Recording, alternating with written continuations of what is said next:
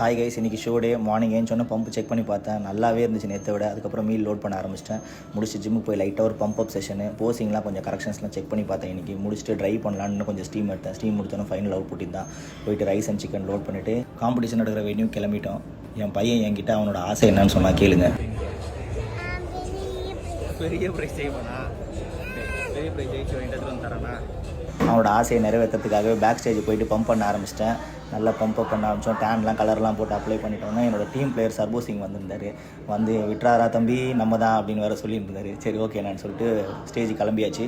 போனோன்னா line up start பண்ணிட்டாங்க. இதுதான் டாப் 5 லைன் அப். முடிஞ்சோன்னா மியூசிக்கல் போஸு, எல்லாரோட போஸிங் முடிஞ்சோன்னா மியூசிக்கல் போஸ் எப்படி இருந்துச்சுன்னு நீங்கள் உங்களோட கமெண்ட்டில் சொல்லுங்கள்.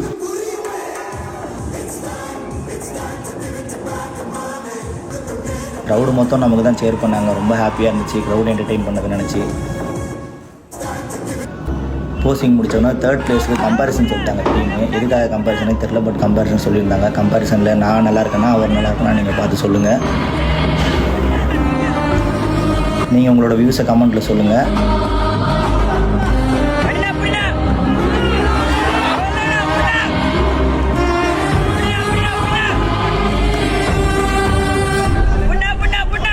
ஜட்ஜஸோட ரிசல்ட் என்னன்றதை நான் உங்களுக்கு பார்ட் 2 வீடியோவில் சொல்கிறேன்.